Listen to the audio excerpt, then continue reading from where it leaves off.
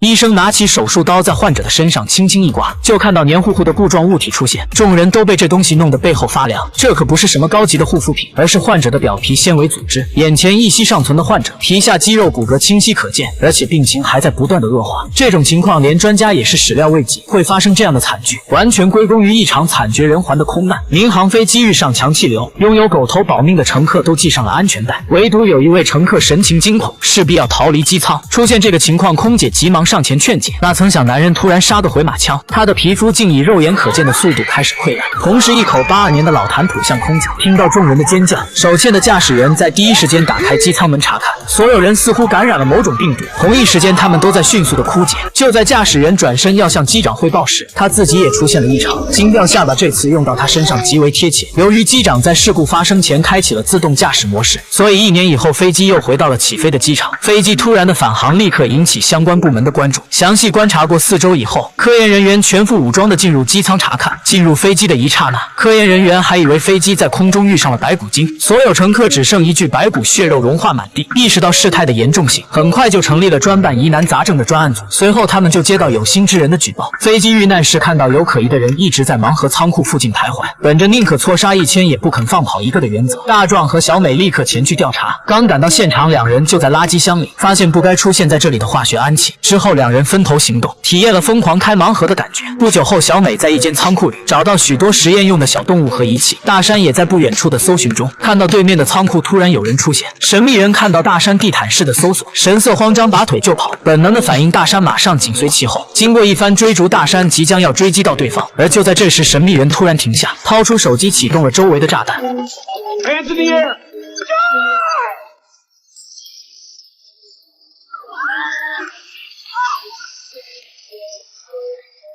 经过医生一段猛如虎的操作，小美并没有大碍，可大山就没那么幸运了，因为他当时离爆炸源太近，所以吸入了大量的化学病毒，身体变成了半透明的将死之人。但因抢救及时，目前还没有白骨化。由于工作的原因，两人一直处于地下恋情的关系。如今为了找到救治爱人的一线生机，小美擅自偷看了中情局内部的档案，惊奇地发现70年代有位贝博士曾经做过和白骨化病毒极为相似的实验，可他在17年前因个人原因住进了精神病院，若想保释或者看望，只有直系亲属才可以。于是小美破例带着贝博士唯一的儿子来探望他。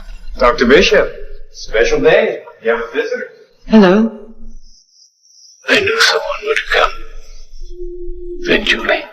在贝博士看到儿子后，并没有酗酒，而是第一时间扒开他的眼睛，检查他有没有被病毒感染。